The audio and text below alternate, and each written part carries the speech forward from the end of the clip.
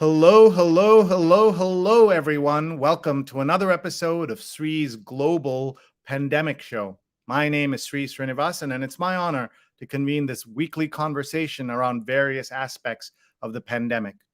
We have gone to more than 22 countries during these last 18 months and these last 290 episodes. But this is the first time we're going to hear directly about what's happening in Vietnam. At the start of the pandemic, Vietnam's response was among the most effective in the world. Now with Delta, it's struggling as never before. Maximum lockdowns, lack of vaccines, and other issues have inflicted major pain across the country. The Dum-Boc Fundraiser is raising funds for Vietnam in partnership with Vietnamese food makers, creatives, and entrepreneurs in New York City and across the US. Please check out the website. You can see it there, dum-boc.com. We're very excited to introduce you in a few minutes to two wonderful guests. Hoang is joining us, a reporter at Nikkei Asia based in Ho Chi Minh City. And Duy Vo is with us, architectural designer at Hart Howerton and co-organizer of this important fundraiser. You'll meet them in just a couple of minutes. Hi, everybody. I'm Sree. Thank you so much for being here. I'm the Marshall Loeb Visiting Professor of Digital Innovation at the Stony Brook School of Communication and Journalism, and the co-founder of Digimentors, the company that brings you this show. We produce shows like this for other companies, other folks, individuals. We also do virtual events, conferences, events big and small, and would love to talk to you about working on your event. Our website is digimentors.group, or you can just email me, Sree@digimentors.group or Sree@Sree.net. If you've never seen this show, we've done more than 289 episodes. This is the 289th. And we've had 545 guests, including 311 women. And today we raised that number by one more. And guests from, I guess, now 76 cities in 23 countries, including the chief scientist of the World Health Organization. We do this in partnership with Scroll Global and Scroll.in. Our archives are at youtube.com/Sreenet. We're able to do this because of our wonderful producers, Rose Horowitz at Rose Horowitz 31 and Vandana Menon, Vandana_Menon. They're live tweeting. Please follow them. And we'd love to talk to you about speaker suggestions, sponsor suggestions. Get cracking and talk to us when you can. We're live right now on Facebook, on Twitter, on YouTube, and on LinkedIn. Please tag your friends. Please share this right now with someone who would want to hear this important global conversation. And as always, we want to hear from you. How are you doing? What are you thinking about? Please post in the comments, and we'd love to talk to you and hear your thoughts as well. So with that, I'm going to bring on screen our guests, Duy Vo and Hoang, and they're going to tell us how they're doing and give us a sense of what's happening in Vietnam. As always, please stay safe and please look for the most accurate, helpful information you can. And with that, let me say hello to our guests. Hi. Hi. Great to see you. Thank you so much, both of you, for being here. Truly appreciate you. My first question to all our guests always is, how are you? Where are you? And how have you been handling the pandemic? Let's start with Duy, who is coming to us, I believe, from New York City. Hi, everyone. My name is Duy. I'm currently in New York City. I've been in New York City for the last 8 years. And my hometown is in Saigon, Ho Chi Minh City. This pandemic has been pretty interesting, to say the least. I'm currently, in New York, so we're not experiencing too much of a spike in terms of COVID. There is a little bit of a spike, but the peak had already gone past. And, at the same time, Vietnam is still experiencing sort of this peak. So there's a lot of emotions happening at the moment. It's certainly a really taxing roller coaster of emotion in the last 2 years. Just having to experience the peak of COVID in basically two parts of the world, one directly and one remotely. So. Well, but I'm so grateful that you're okay and your family here is okay. You'll tell us more about your connections with Vietnam and all of that as we go forward. But let's hear from Lien, Hoang. Lien is live in Ho Chi Minh City, where it's 9 p.m. here. There, it's 8 a.m. Yes, hi everyone. I'm here at home in Saigon, and it's getting better. We have had one of the strictest lockdowns in the world in the past few months, but you're sort of getting me at a better time because this morning I just got to go work out with my friends for the first time in months because we weren't allowed to really go outside at all until this past Friday. And the great news is in the time between when Sree and Duy and I started planning this and today, I finally got my second shot of the AstraZeneca vaccine. And that has been a big deal here in Vietnam for a while. Like a lot of countries, we were really just struggling to get vaccines from foreign companies. And so I was really feeling fortunate to be able to get that. And we really ramped up the vaccination campaign. You know, we went from basically 0 to 70% of people being able to get at least one shot in the city in the past couple months. And so things are looking a little better. I'm happy to be able to go swimming again, start to see friends, even go to the grocery store. So that has been just a small little freedom, but it's been a nice change from months of not having any in-person meetings, any events, even going to the store, as I said. That must have been so rough, but I'm glad you got some exercise today and you got out there. We should tell everyone that I've known you since you were a undergrad student at Columbia University, and we got to work together, and we've been friends and colleagues for years. And you're obviously of Vietnamese origin, but you grew up in America, and then you decided you always wanted to be a foreign correspondent in Vietnam and elsewhere, and you made that happen. Yeah, Sree, you were there from the beginning, helping me get my journalism chops back at the J School, even though I was still an undergrad and just working. But after that, I did continue into an actual journalism career. And so I've been a foreign correspondent here in Saigon for getting close to a decade now. And as you said, I work for Nikkei Asia here in Saigon for covering mostly business, but also social issues and some environmental as well, of course, all of which has been affected by the pandemic. And it's quite a unique vantage point to be here, just because there are so few foreign correspondents in Saigon. I'm probably the longest serving since the Vietnam War, just because most of the reporters are based in Hanoi up north. And it's just an ever-changing time for journalism. So we're getting quite a front seat here in Saigon.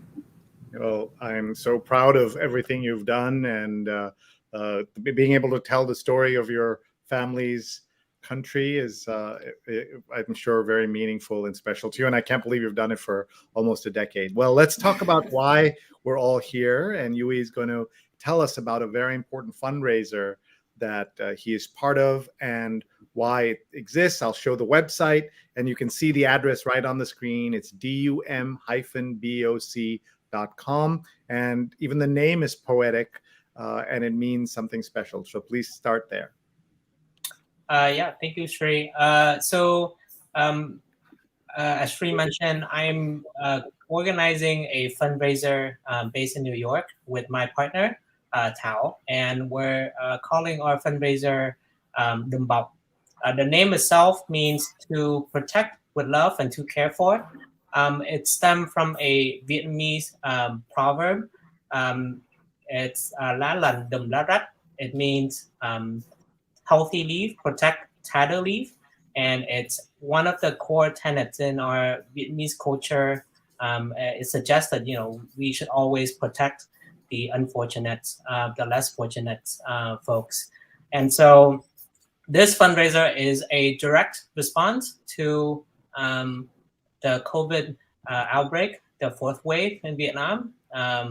And we're just hoping to raise as much funds as possible for the folks in Vietnam, and the two nonprofit organizations that we're raising the funds for are Saigon Children and the Catalyst Foundation, both of whom have been working in Vietnam for 20 plus years. They're very involved in community building, especially in impoverished communities as well as disadvantaged communities in rural Vietnam. But recently, because of COVID, they switched over to providing food relief for families and young children. And so for Dum-Boc, right now we're halfway through. The fundraiser is from September 19 to October 21, but we're recently just extended our fundraiser for one more week, and we'll be ending on October 24th. And there are 3 ways that you can participate in this program. So you can obviously donate directly to us. And there's a means to do that as well on our website. But one of the most exciting program that we offer is the food component. And we believe that food is the ultimate language of love and care for Vietnamese people. And so we want to basically every week bring to you different dishes, Vietnamese dishes cooked by various Vietnamese people in the diaspora, especially in New York City. And every weekend you'll have the opportunities to taste something that cannot be found in restaurants, something that is warming and very, very hard to find. So we work with various different home cooks and chefs to come up with exciting menus every weekend. So you can participate on that via our website, and we announce our menu every week on our Instagram. And then for the giveaway, we also work with various different Vietnamese entrepreneurs and creators. And every week we make sure to provide different giveaways for people to participate in. And you can make a donation of $10 minimum, and you can enter the giveaway for a chance to win some of the really exciting products, as well as things that a lot of these different entrepreneurs offer. So, well, that's great. Now tell us about this idea of the pre-order versus when it closes, how it happens, because some people might be confused by that. And if I'm just watching, I see a donate button, so they can just donate directly, and that money goes to charity to help people in Vietnam. But tell us about this food component and what should I do? So today is Tuesday night in America. By Thursday, what do I have to do? So for the pre-order, the idea behind it is to make sure that we can accommodate the food makers that work with us, and not everyone can have the ability to make a lot of meals. And we definitely want to make sure that whatever people are cooking is special and comes in a limited amount. And so we want to basically have a pre-order system where we announce our menu for the week on Sunday, and then people will come to our Instagram to see the menu. If it's of interest to them, they then go to our website, and there should be a pre-order form that you can fill out. And then once you're done filling out, then you can pick up the food the next Sunday. So there's that process. But the thing is, we have been very fortunate. We've been selling out all of our dishes almost immediately. So the first week, it took us about 2 days to sell out. And then the second week, we sold out in about 6 hours. And then this most recent week, we sold out in about 12 hours or so. So, there's definitely a lot of demand. And we're, again, very fortunate that people have been so incredibly supportive. And so, So just to understand, you're already sold out for this week. Yep. Okay, so you were just teasing us with that. So, we're very happy for you, and I can see that the different creators got to choose what they're doing and putting that together. So that's also a showcase for the Vietnamese community and the enterprising nature of the folks who live and work across America. So next week, if they want to get involved, they need to go to dumboc-boc.com early, right, on Sunday or Monday. And follow us on Instagram for. Okay, so follow you on Instagram. The handle there is DUMBOC, correct? DUM_BOC. Terrific. So everybody do that. Then don't lose out like I just did today. I also want to use this as a chance to talk a little bit about Vietnam in the news. For a country that was involved in a major war in Vietnam just 40 years ago, 45 years ago, America knows very little about Vietnam. I think it'd be fair to say, unfortunately. And I, think about how all the news stories about Afghanistan had so much coverage of Vietnam or talking about Vietnam and reminding people of Saigon and the helicopter taking off and all of that. So I want to first ask Lien about that, about living and growing up here and having so little about Vietnam in the news over those years, maybe an occasional story about a POW or, something like that, but very little coverage. And then because of how America's involved in Afghanistan ended, that comparison. So Lien, let's hear your thoughts. Sure. That is part of the reason I wanted to work here. Is I think that there are tons of fascinating and untold stories happening in Vietnam that, of course, kind of get lost in the noise. And growing up in the US, of course, I knew a lot of this myself already, but it's changed so much coming back.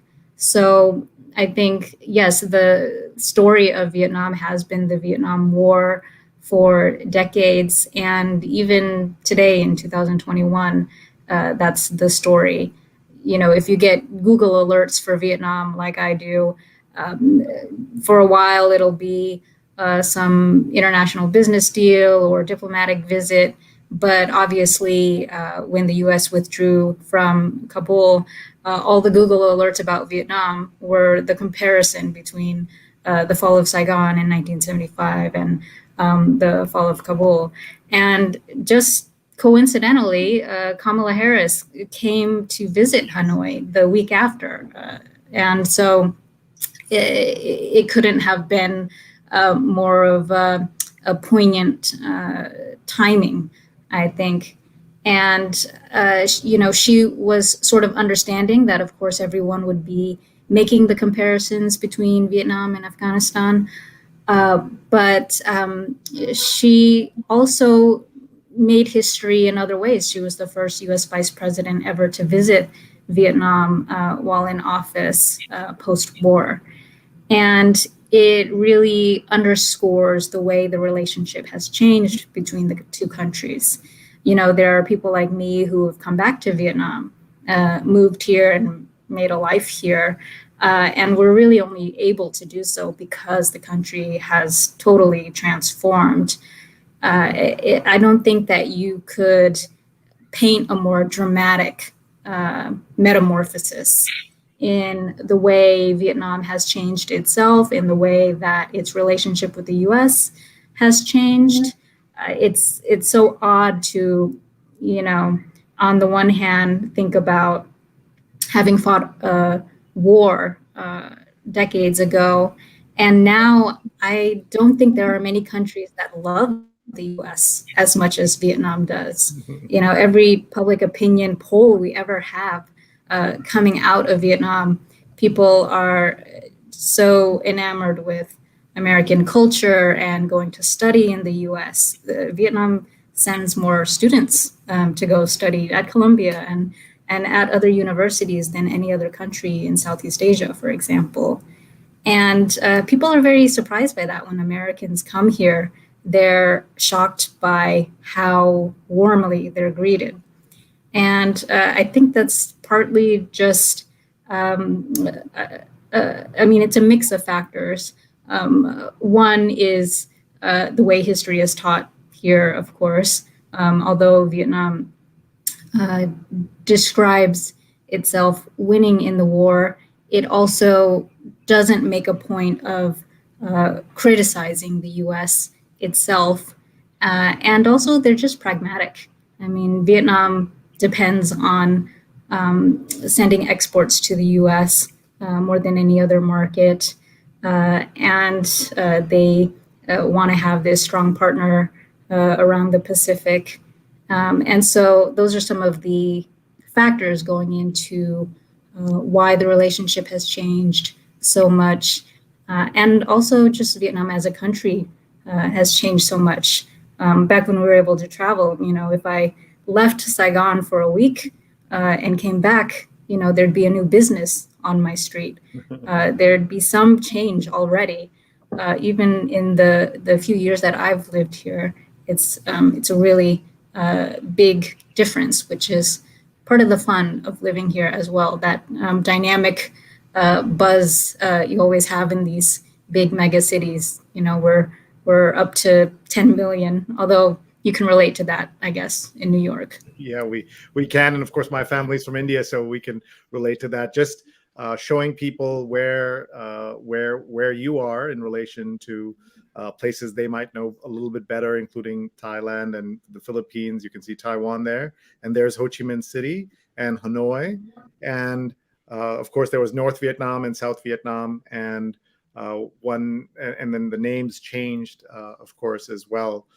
So just one point, just to note, there have been historically countries that were at kind of war with America, not kind of actual war with America, war to the death. If you think of Germany and you think of Japan, and then they become great partners and among the best allies and friends of America. And Vietnam is already in that direction and had been for a long time. Why did it take so long for a vice president to visit Vietnam? That's a good question. I hadn't thought about that. I'm not sure why it didn't rise to the level of consciousness of thinking, we should have someone visit. There have been tons of other high level visits, though. Obviously, when Bill Clinton came in the 90s, that was monumental because the embargo was lifted. People were lining the streets to see him. But ever since then, I think all the other presidents have come. Bush, Obama, Trump even came twice. And one of my most fun memories was covering the Obama visit back in 2015. It was truly treated like a rock star. Mm-hmm. And he had all these events in both Hanoi and Saigon, obviously doing his political duties, meeting the Communist Party and other government officials, but also just having a town hall with young people. There was a rapper there. There were environmental activists, and so it was really a fun time, actually. And so obviously locals love to have that kind of interaction, and just at the highest level, there is a lot of bilateral interaction. Sure. I want to bring back yoo-e to talk to us about, we talked about food. So let's just take a look at something that ties all of this together. And this is an image from Anthony Bourdain's show that you will know. I remember what a big deal it was for me to see this and to think about the arc of history. And of course, we lost Anthony soon after that, and all of that. But how big a deal was this in Vietnam when this happened? And I'm curious in terms of how you even think about this. So yoo-e, if you want to just talk about this image and what this did for just raising the consciousness of Vietnamese food, for example, in America. I think this So I wasn't in Vietnam at the time. So I obviously personally I don't know the type of impact that it had. But for me, when this took place, it was very special because Anthony Bourdain was and still is my personal hero. And so when saw this image, to me, Vietnamese food for the first time got the well-deserved visibility. For the first time, people know of Vietnam more than just a country that was once in a war with the U.S. and there was more to it. And and a lot of the time, people who are fans of all of Anthony Bourdain's shows know that Anthony whenever he goes to a country, he dives deeper into the food, but also bring out some of the more interesting conversation about politics and all of that. So I think like when this happened, it's really just brought Vietnamese food to the forefront more, and all of a sudden people are they become curious about Vietnamese foods, like, oh, what is this dish, why are they eating like that? And there were questions about the restaurants and the type of settings that they were eating in, and all of a sudden curiosity was generated just outside of the typical preconceived notion of what Vietnam is and has been in the history. And so I think this is a good stepping stone for us to become more visible in America, as a ethnic group, if you will.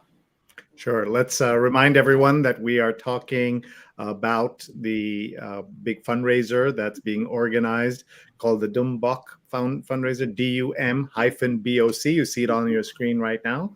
And it's a way for you to support charities that are helping the folks under lockdown in Vietnam, where they had a very good start to the pandemic, relatively speaking, but then things went bad and now they're starting to get better. But you can help donate by going to dum-boc.com or follow them on Instagram. DUM_BOC is the Instagram handle, and they would love to get donations. If you can't join their food, there's a food special where you can get special foods that you don't normally get in restaurants that are being cooked by creatives. It's really fun, but you have to follow the Instagram to understand that and get that. It's got about another 2 weeks to go of this fundraiser. So definitely check that out. And we are so grateful to our guests for being here with us. You see on the screen yoo-e, who is an architectural designer and the co-organizer of the Dum-Boc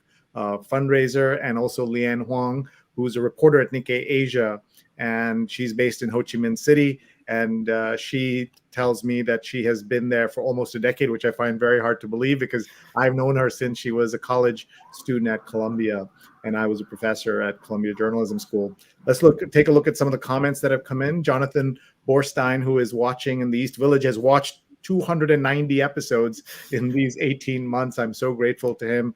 He's a friend. He's been a guest. He's been a host. Really so thrilled to have Jonathan always supporting us. And Sharif watched and says, great program. Learned a lot about the current situation in Vietnam and the way it is tackling the pandemic. So you have done good service, both of you already. We just have a few minutes left. Jonathan has a question for you. How does Vietnam feel about France? So Vietnam loves America is what Lien told us. So talk to us about France, Lien. Yes, I think the cultural awareness is not as aware or not as high as in your face, but generally Vietnamese do feel positively toward the French, despite being a French colony for about 100 years. And I think that just sort of fits into this pattern of Vietnamese, for the most part. There are some notable exceptions.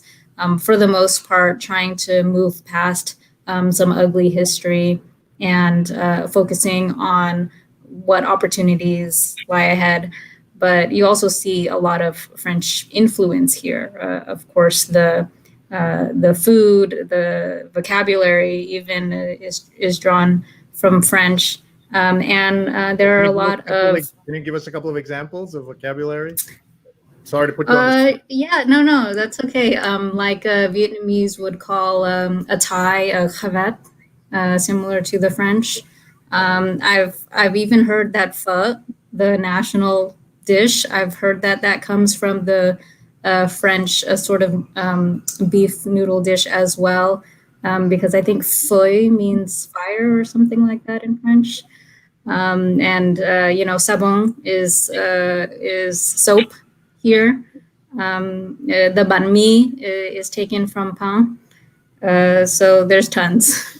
Oh, really? So the banh mi, which is of course very famous as one of the national dishes of Vietnam, that the origin of the PAN from bread, PAIN from bread, right? The au bon pain, like exactly. Pan. So that's interesting. Jonathan says architecture as well as the French influence in Vietnam. Yeah, I'm surrounded by French villas still.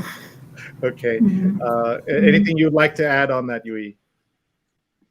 I think Lien covered pretty much everything. I guess one more thing I'd like to add, though, is that Vietnam, as a country, we're kind of moving away from some of the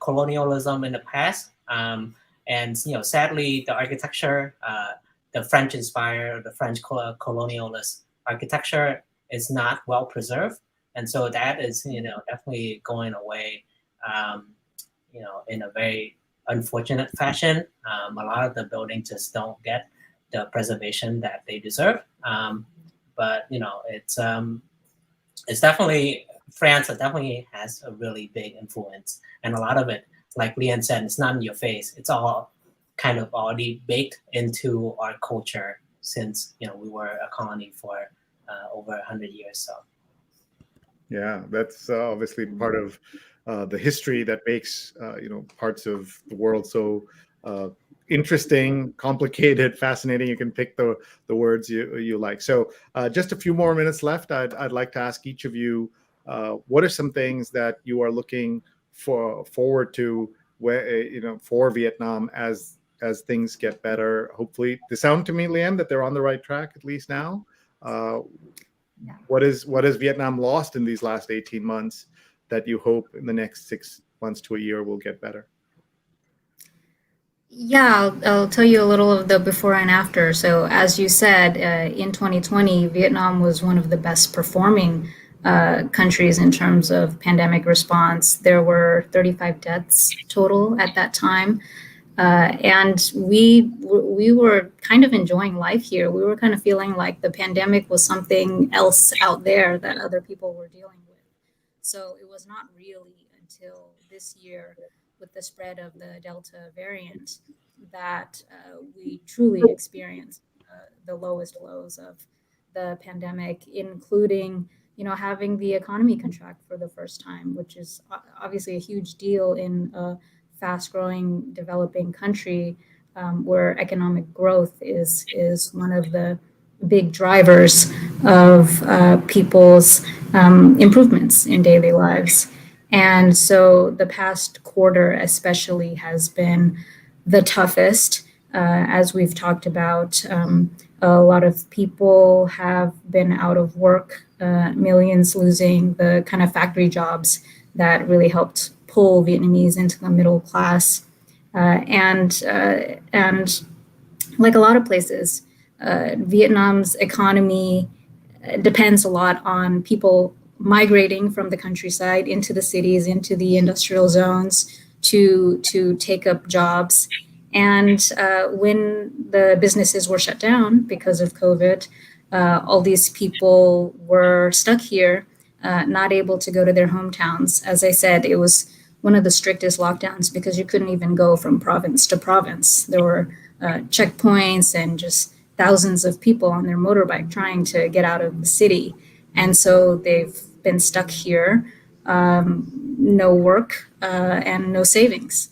And so they're obviously the hardest hit. And so now that we're starting to reopen again it's sort of it's still very precarious.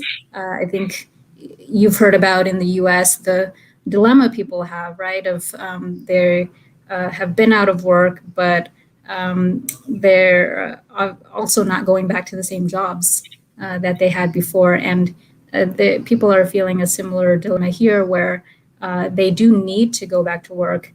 But what if another lockdown hits? And so they'll be stranded again. And so that's why some of them feel better to just leave their jobs and go to the countryside to be with their families, at least. But as I said, it's just in this past week or so that people have been able to reopen factories here in the South. The North has been a little better. People were able to live mostly normally in a lot of places up there. But down south, we are reopening. Just the fact that I was able to go buy some hutio noodles this morning was a big change because restaurants had been closed. And so just having the freedom to get takeout food and go out again is an important sign also, because authorities were so strict. The fact that they are allowing this means that they have some degree of confidence that we were able to get enough people vaccinated, enough of the case numbers reduced, that we can start to figure out a new way to interact, to kind of live with the virus, as a lot of countries are deciding to do now. And so that means it'll just be a slow reopening where more and more businesses will be coming back, but it'll still be months before you're going to see more people thriving. Schools are still closed, for example, and I'm sure it'll be a long time before we really feel normal again. I don't know when restaurants will reopen, events will be happening again. But it's definitely a more optimistic week than it had been for months. Well, I'm glad to hear that. And thank you for that wonderful briefing of where we are. Folks, that's Lien Hoang. She's at Lien H on Twitter. Please do follow her. She's a reporter joining us live from Ho Chi Minh City. And you can follow her on Twitter and you can see her stories on Nikkei Asia. Thank you very much, Lien. And we wish you the very best. And thank you for joining us early. I'm sure you're ready for a day of reporting after this. Let's go to Duy Vo, who's going to talk to us about what he's hopeful for Vietnam. And one more time, he's going to tell us about the Dum-Boc fundraiser as well. That address is on the screen, dum-boc.com. Everybody, please go there, make a donation, support this important venture. Yeah, so what I am hopeful for is for folks, especially folks in disadvantaged and impoverished community of Vietnam's can get relief. They're the much deserved relief. I know that Lien mentioned that people are more optimistic and that Saigon has slowly reopened.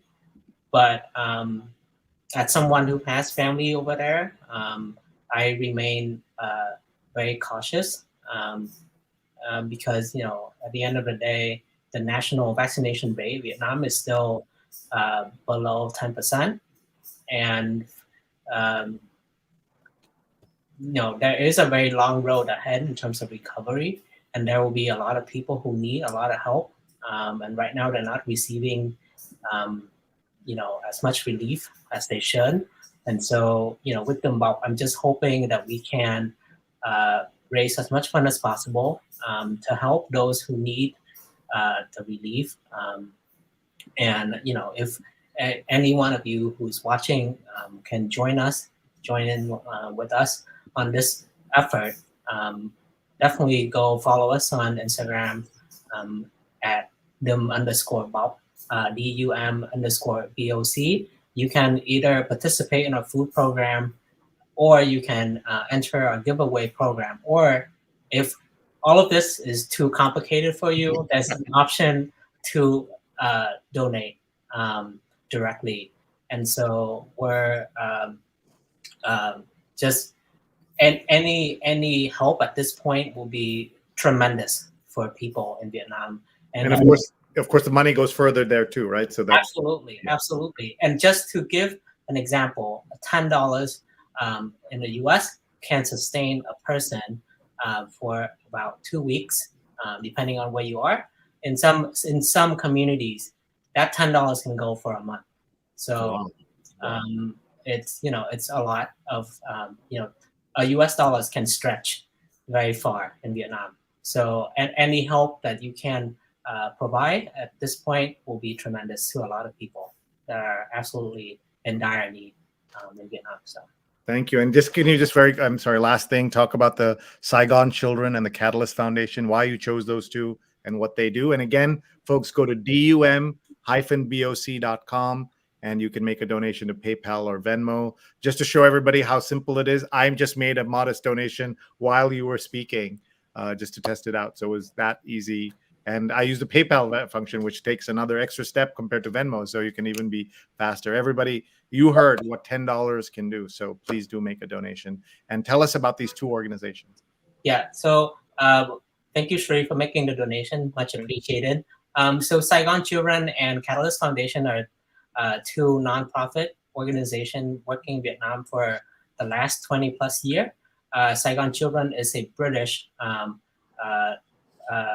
nonprofit group. They work predominantly in Saigon area, specifically with children of families in impoverished communities in Saigon. They do also have program catered to children in different provinces. And they have some very exciting very robust program that help children with, providing them with resources for them to go to schools and to help the families. So recently, because of COVID, they switched completely over to food relief. And something that is really interesting about Saigon Children is that they're also focusing on the mental health aspect of the children who are affected by the lockdown. So they have a program where they send the relief backpack. In each backpack, they provide not only food but also books and games for the children to have, so they can kind of have an active days, at home while being under lockdown. And recently, they started another program raising funds for the recently orphaned children of Saigon. In the last month or so, there have been about 1,500 orphans because of COVID. And so they're raising funds to support those children as well. For Catalyst Foundation, they're a much smaller nonprofit group, and they're working with very specific communities. They work with a lot of ethnic minority communities in various parts of Vietnam. And currently they're working with an ethnic minority group called Rak Lai in Sui Da, which is in a hamlet between Phan Rang and Kinh Giang, which is in the south of Vietnam. South Central, and they're providing just basic necessity for the community there, and also help them, giving them the resources and the lessons to help them build the communities. And their ultimate goal is to provide enough guidance so that these communities themselves can fend against child trafficking, which is an issues that very rampant in various parts of Vietnam, especially in the rural areas. And so recently they're switching over to food relief, and so for the communities, because they're so poor, they don't really have social distancing, and they're just not clean water, no electricity, and so we're hoping to provide as much relief as possible for them. And this is the community that $10 can actually sustain a person for a month. So, again, your US dollars definitely goes a very long way for a lot of folks in various parts of Vietnam. So, Thank you very much. So grateful to both of you for your time. Yoo-e, thank you. Duy Vo is architectural designer here in New York. And thank you very much for taking the time and for sharing the work that you're doing. And everybody go to dum-boc.com, make a donation. Every little dollar helps. And people are watching this live. They'll also be watching this on recording after many months. So even if you missed the fundraiser, you can always make a donation. So please do that. And Lien, Hoang, thank you to both of you for being with us. Before I say goodbye to everybody, I just want to tell you about a couple of other shows that we have coming up. And I have another show where I read the Sunday New York Times out loud. And our guests this coming week, it's called the New York Times Read Along, are two Broadway folks who are going to join us, a Broadway producer and technical manager, Chris Smith, and Nancy Ringham Smith, who's a Broadway actor, singer, who's been in My Fair Lady opposite Rex Harrison, Will Rogers Follies opposite Matt Davis, and so much more. 8:30 a.m. Eastern Time on Sundays and available on all social platforms. Please check that out. And also our producer, Rose Horowitz, has another show called Women to Follow and a hashtag Women to Follow. And it is a story of overcoming adversity and advancing medical research. Dr. Cassandra Quave, who's the author of The Plant Hunter and an ethnobotanist, will join Rose on Wednesday, October 13th. So you don't want to miss that at 8 p.m. Eastern. So with that, I'm going to thank our guests. And one more time, dum-boc.com. Go and support this great fundraiser and whatever you can do for the Vietnamese enterprises in your area, you should. And thank you very much, everybody. And please take care.